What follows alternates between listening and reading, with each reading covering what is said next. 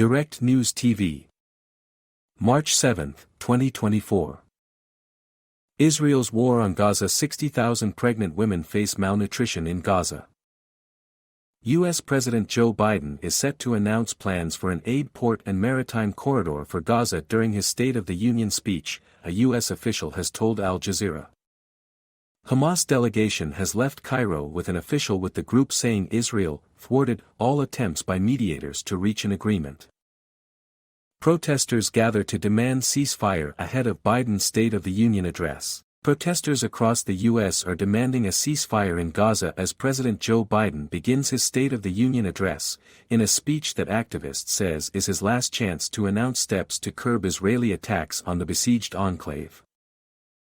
Dozens of protesters have gathered at the White House, while activists have blocked traffic in Los Angeles and Boston, where over 50 arrests have been made, according to local media. Senior White House officials have said that Biden intends to discuss the construction of a new port in Gaza that would allow more humanitarian aid to enter the Palestinian territory.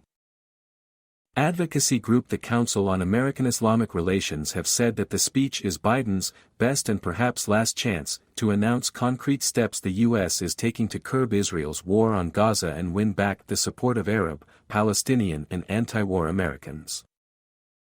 The Biden administration has been rocked in recent presidential primaries, as the uncommitted movement, which has called on voters to withdraw their support from Biden in protest of his Gaza policy, has gathered hundreds of thousands of votes across several U.S. states.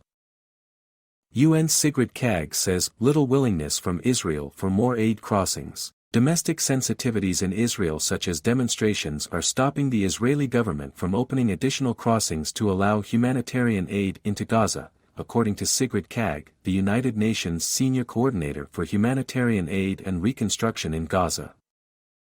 Speaking at a press conference on Thursday after a closed-door UN Security Council meeting, Kaag said that she told the Council that the aim should be to flood the market in Gaza with humanitarian goods as well as re-energize the private sector.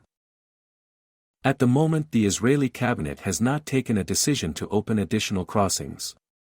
It's fairly factual. And we need more of those. It's been made very clear to me from the outset that there is little willingness, she said. EU task force looks to bolster naval presence in the Red Sea. Maritime security has risen to one of the world's major global security issues amid Houthi missile threats and piracy in the Red Sea and Gulf of Aden in recent months. The EU has launched its own naval force to safeguard trade routes, combat illegal activity, and ensure the safe passage of vessels in the crucial shipping lanes. Timeline: the Biden administration on Gaza, in its own words. As Israel's war in Gaza prompts mounting human rights concerns, the United States has slowly notched up criticism of the Israeli government while simultaneously continuing to arm and support its ally. On Sunday, U.S. Vice President Kamala Harris delivered the sternest statement yet on the war's toll, marking a shift in rhetoric within the administration of President Joe Biden. An estimated 30,800 Palestinians have been killed, with more at risk of malnutrition and starvation. People in Gaza are starving. The conditions are inhumane, and our common humanity compels us to act, Harris said. The Israeli government must do more to significantly increase the flow of aid, no excuses. However, critics were quick to point out that the Biden administration is pushing forward with its military and diplomatic support for Israel, despite acknowledging the crisis. Thursday marks 5 months since the Palestinian group Hamas launched its attack on southern Israel, starting the present-day war.